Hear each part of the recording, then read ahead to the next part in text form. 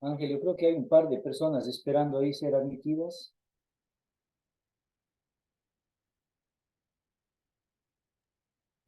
No, no me parece ninguno, ya ingresaron. Ingresaron, ok.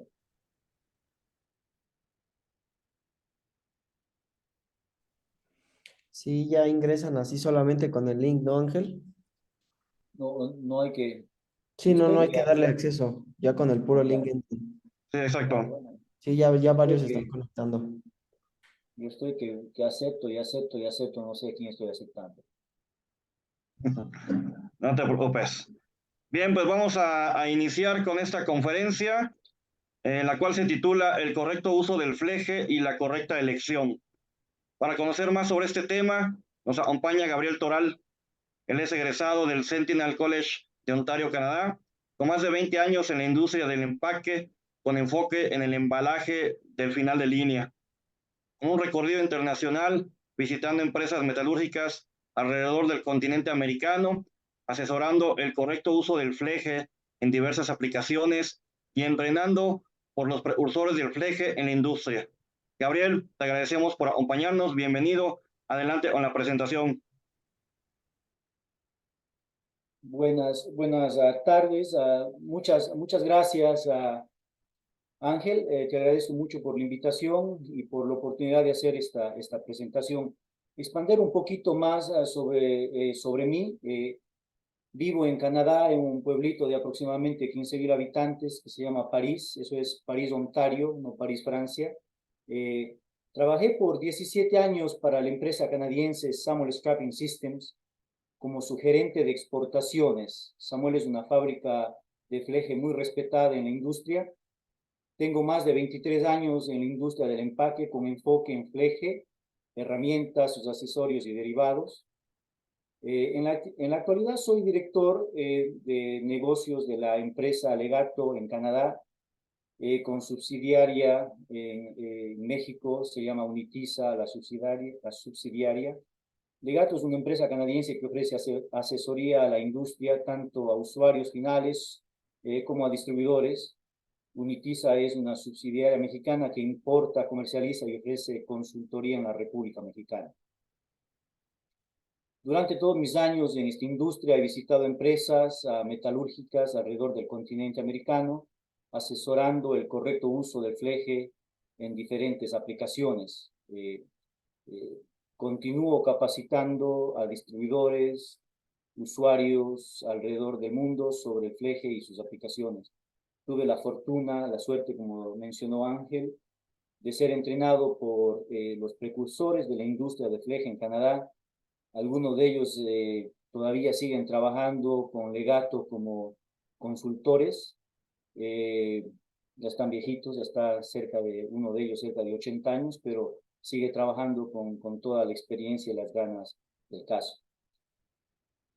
¿Cuáles son nuestros objetivos el día de hoy? Déjenme solo, les pido un poquito de paciencia eh, con la parte técnica de esto.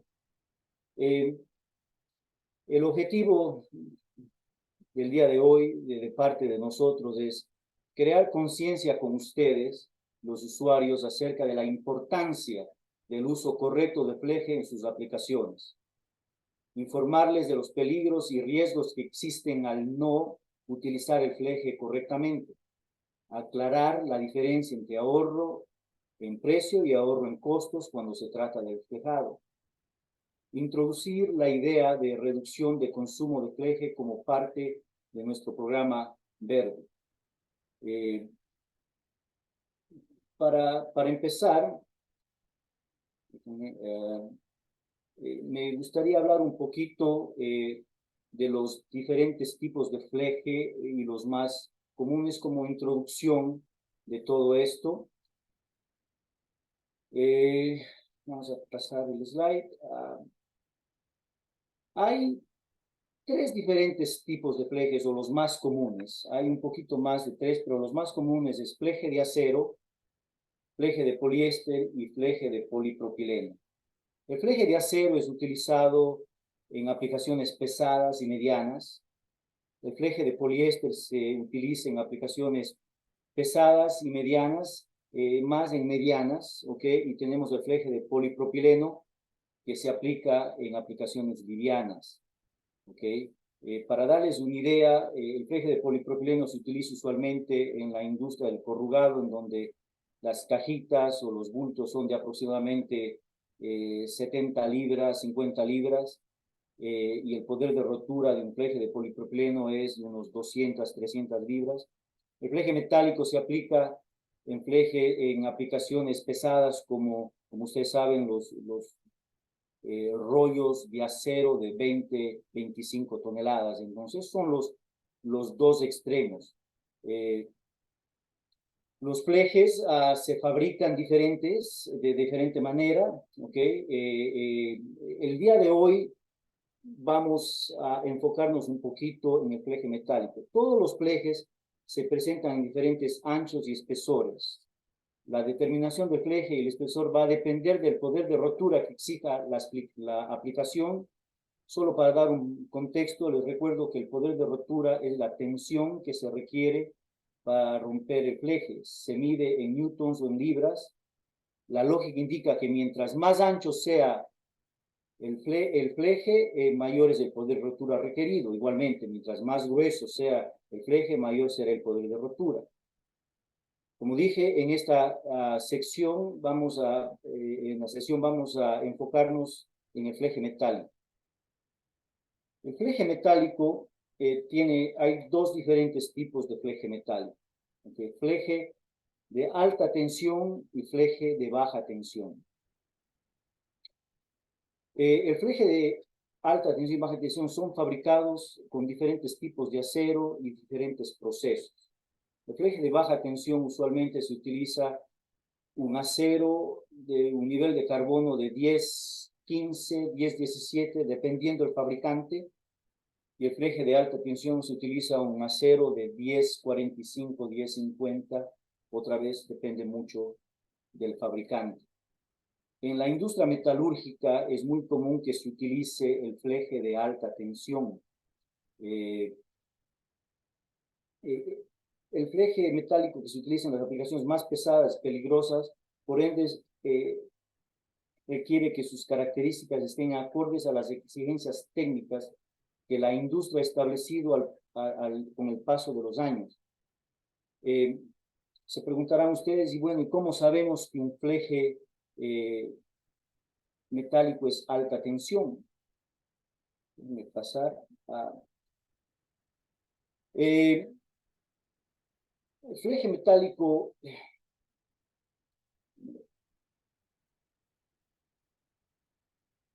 tenemos que pedir las hojas de especificaciones. Estoy compartiendo una hoja de especificación de una marca europea que se llama MJ Melis, ¿ok? En la hoja de especificaciones va a venir el poder de rotura del fleje, ¿ok? Entonces, si ustedes ven aquí, y déjenme solo hacer el highlight, el poder de rotura del fleje que viene en newtons, ¿ok? Es importante que el poder de rotura esté en acorde a lo requerido por la aplicación. En breve les compartiré una fórmula que utilizamos en la industria.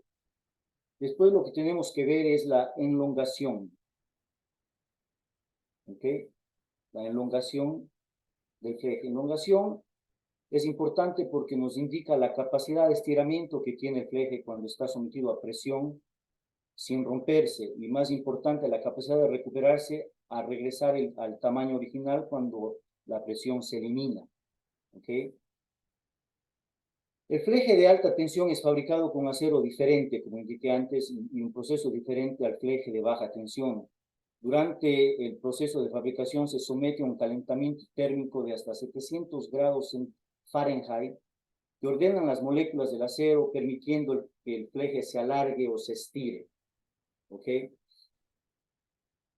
Es importante chequear en la hoja de especificaciones, perdón, vamos a ver para abajo, las certificaciones, ¿no? Las certificaciones que los flejes tengan. ¿Okay? En este caso, vienen con certificaciones del TÜV Austria, puede venir con las certificaciones de la Asociación de Ferrocarriles de Norteamérica y el ASTM. ¿Okay?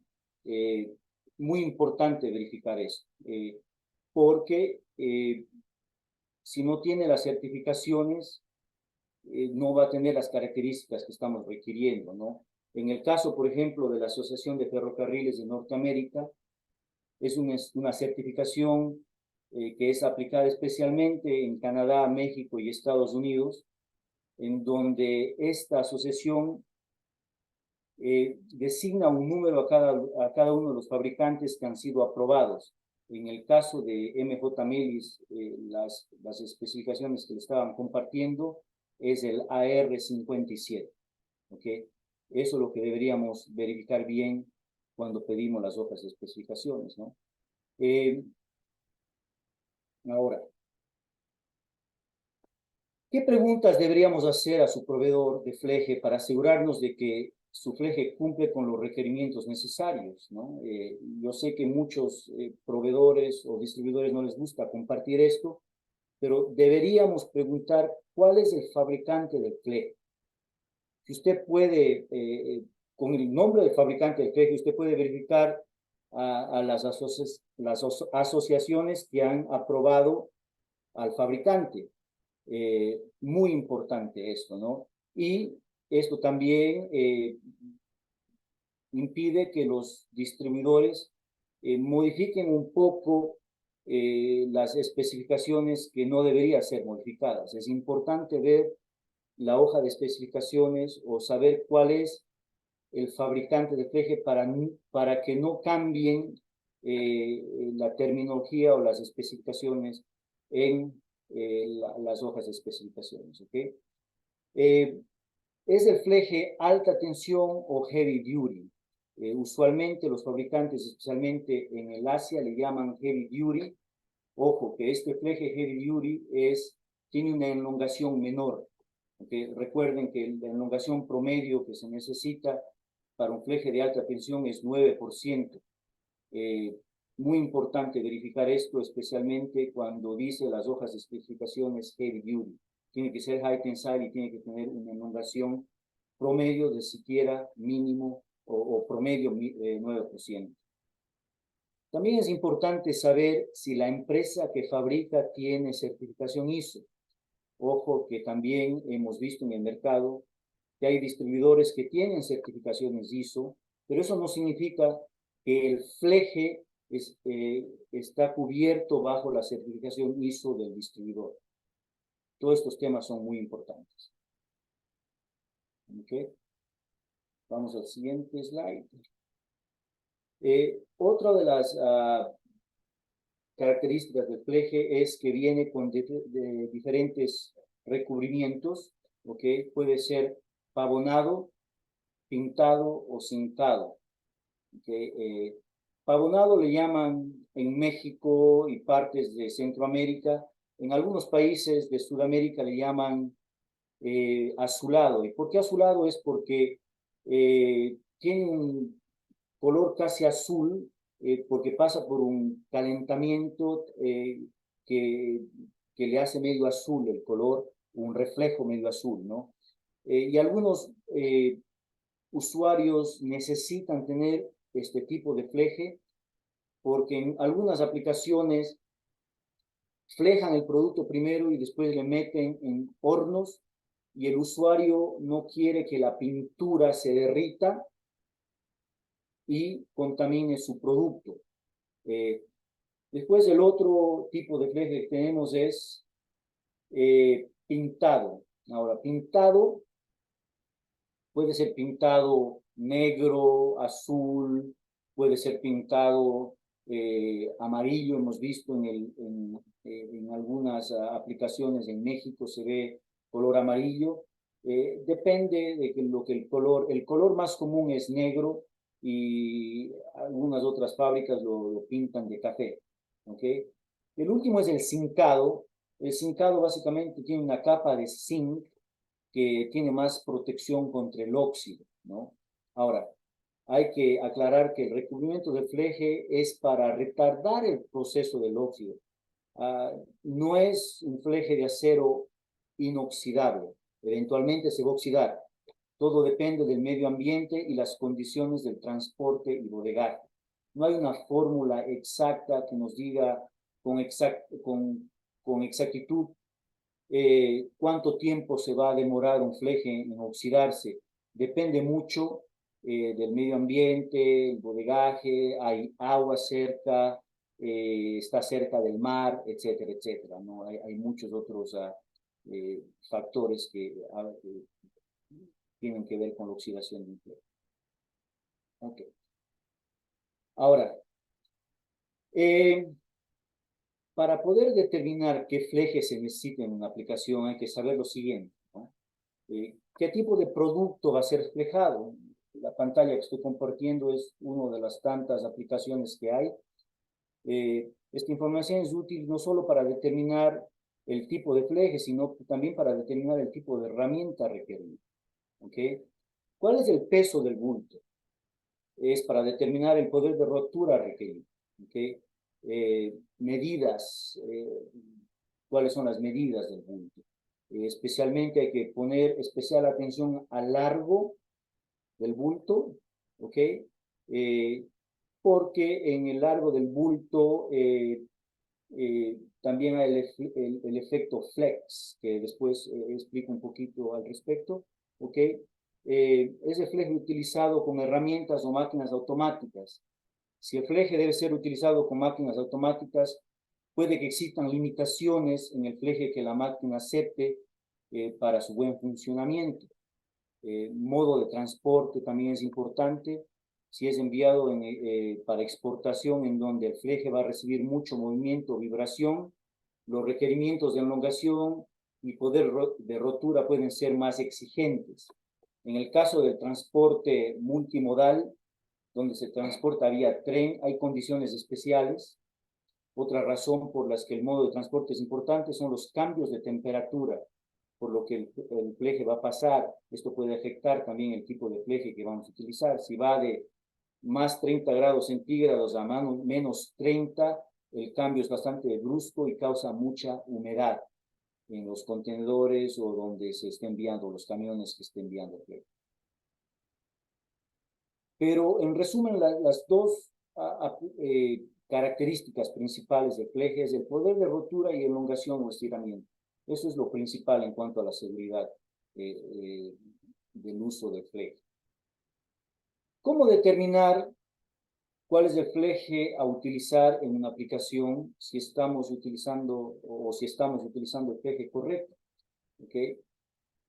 Hay una formulita para esto, ¿okay? Que básicamente cuando inició o cuando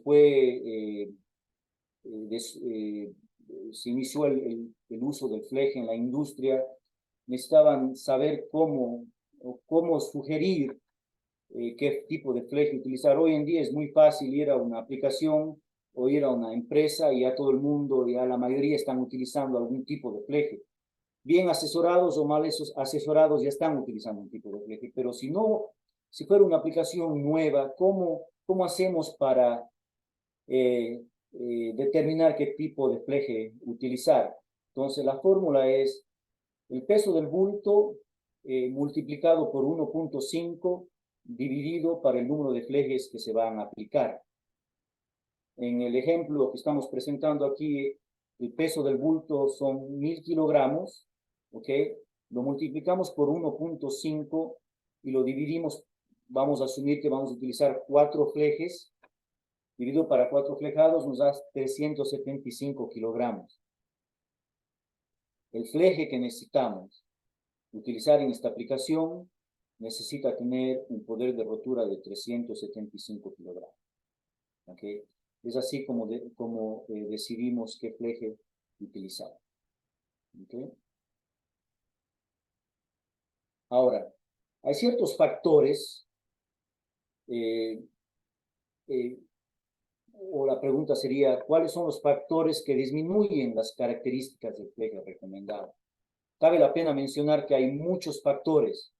Veamos o vamos a mencionar en esto dos de ellos. ¿Okay?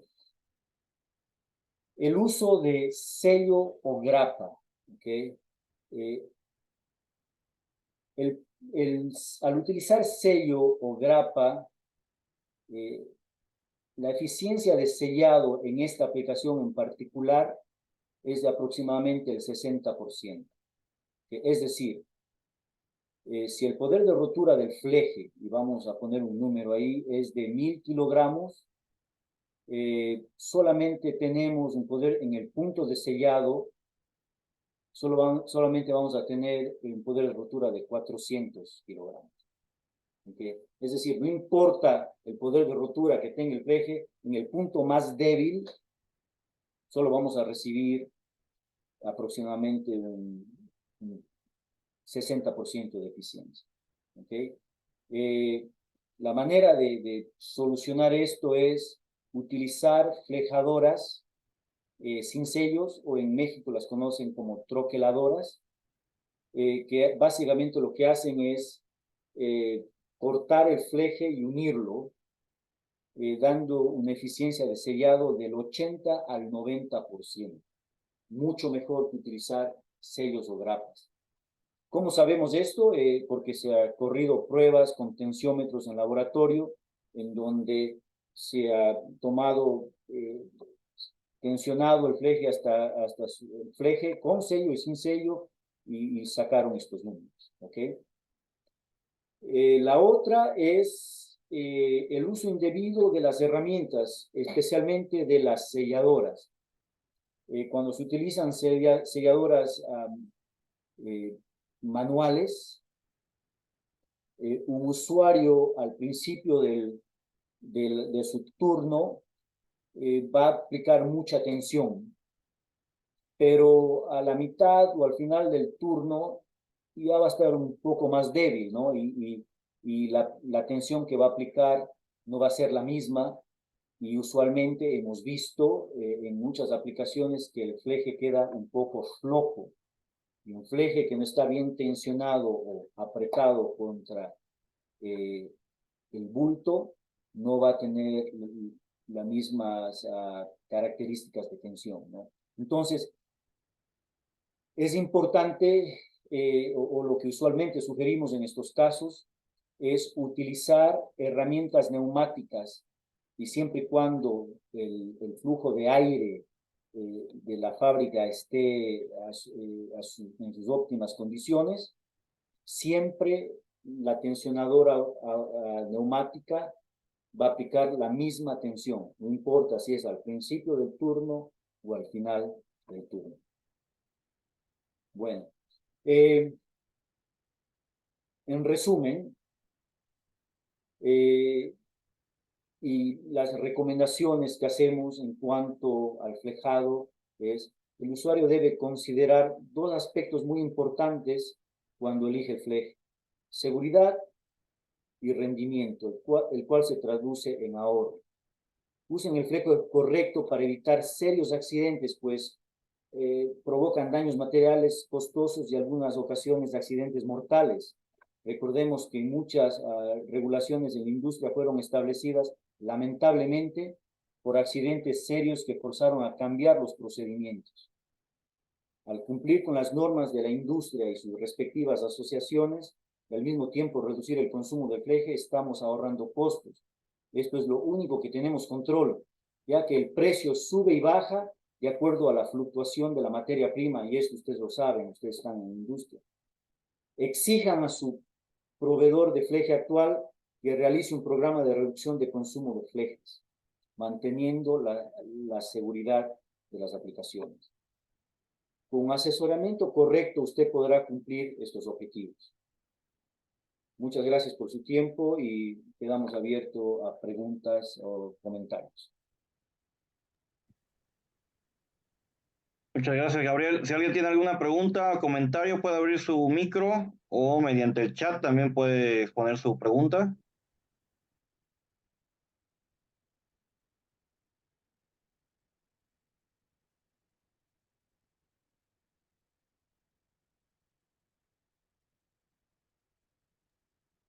No, parece que no hay preguntas, Gabriel.